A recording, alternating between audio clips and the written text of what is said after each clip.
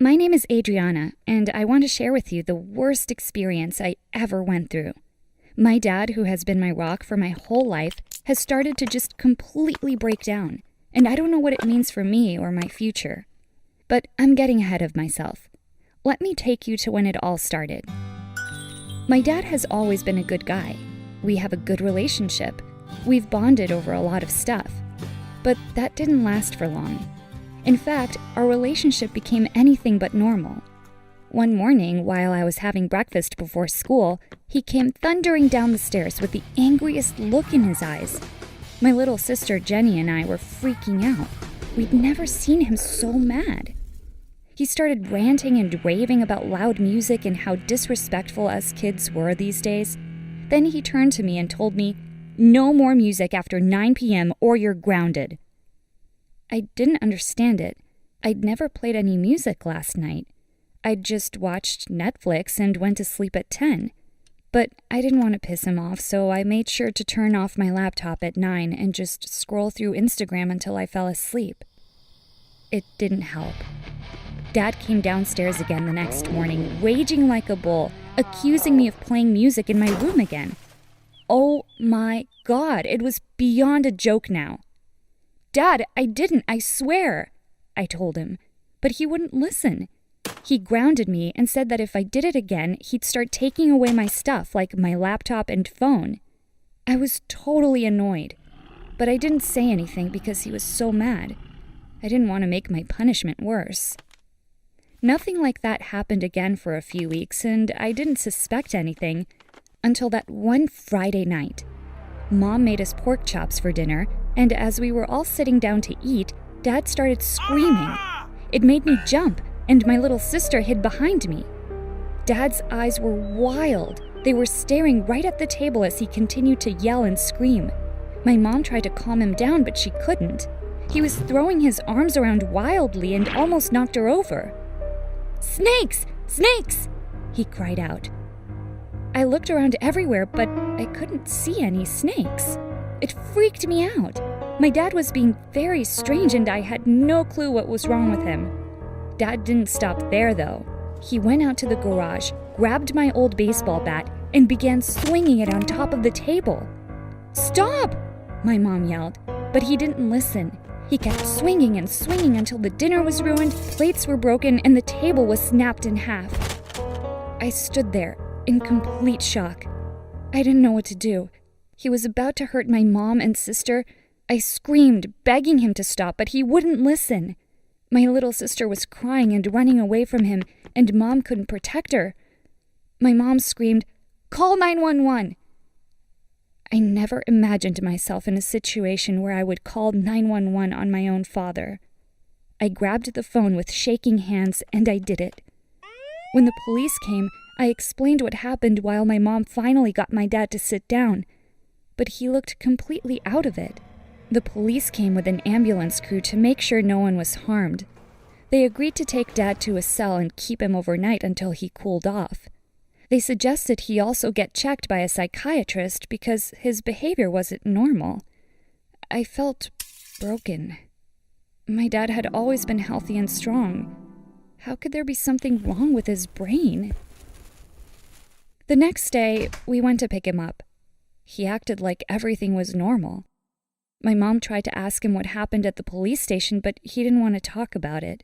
He just said that everything was fine and it wouldn't happen again. I didn't believe him, and neither did Jenny. I started sleeping in her room every night after that, scared that my dad might snap and hurt her while she was sleeping. It was awful. But for weeks, he was fine. Absolutely nothing weird happened, and I finally started to believe we were getting back to normal. But I was an idiot.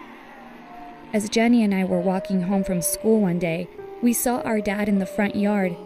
He was acting strange. And when he saw us, he freaked out and accused Jenny of trying to kill him and convincing me to help her do it. He was saying strange things, and I didn't understand where it was coming from. Whatever it was, we couldn't ignore it, and I waited for Mom to get home so we could take him to the mental health clinic. The psychiatrist explained to him that he should start taking the medication he recommended last time, and my mouth dropped open in shock. "But Dad, you said everything was fine last time. What's going on?" I asked. That was when he broke down in tears. He confessed that he'd been diagnosed with schizophrenia. He said that the doctors thought he was at increased risk of it because he suffered abuse from his parents as a child, and now he was having hallucinations. He couldn't tell what was real and what wasn't anymore. But he didn't want to take medication. He believed that the doctors wanted to hurt him. But obviously that wasn't true. He kept saying that he'll deal with it on his own. On the way back home, my dad and I got into a big argument about his medications. He was absolutely refusing to take them and started talking about how there was some conspiracy against him. The fight continued until we went home. Even Mom couldn't convince him to take the medication. He thought she wanted to trick him too. My father was not listening to anyone, and I was losing my patience. Things kept escalating until I accused him of not loving us enough to take the medication and stop this madness. I told him that if he cared enough about his daughters, he would man up and do the right thing. But he obviously doesn't love us. At that moment, I stormed out of the room crying, but I realized later that my words were very hurtful. When I came back to check on my father, he was gone. I asked little Jenny if she knew where he went, and she said that after I left, my dad was crying and said that he wanted to prove that he loved us. I panicked. Where could he have gone? My mom wasn't in the house. She was out to buy the prescribed drugs. I had to act quickly, so I went out to search for him around the neighborhood, but couldn't find him. I also tried to call the neighbors, but none of them saw him. I was panicking. I decided that I'd better call the police before anything horrible happened to him. I felt bad because the way he left was my fault. That night, no one knew where my dad was. The cops were searching for him, and by 4 a.m., I heard sirens. I jumped and went to see what was going on. 2 officers were standing at the door. They explained that my father was alive. They found him on the side of the street and he was in bad shape. Apparently, he got hit by a car. We could not grasp what had happened and how it all happened so fast. So we rushed to the hospital to see him.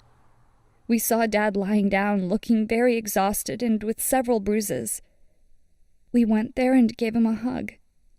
Although his body was in bad shape, his mental condition seemed much better. Of course, he was under medication. When he felt able to speak, Dad told us what had happened with him. He said that after our fight, he wanted to prove to me that he loved me, and he went to the pharmacy without really thinking. He thought he could get there fast. As he was walking, he started hearing snake noises, which he tried to ignore, but later, he looked behind him, and there were lots of snakes running after him. He panicked and ran away from the sidewalk, and that's how he got hit by the car. Luckily, it was going too fast, and he wasn't hurt much. I was surprised to learn that my father actually wanted to take these medications just to prove he loved me. It was sweet, and it made me feel bad for being so harsh on him. After all, it was hard to blame him for any of it. He didn't intend any of his actions. Following this incident, everything got much better. My dad is taking his medications regularly and is in a better state. I know things will not be completely perfect, but I am happy to have my family back and see my father this happy.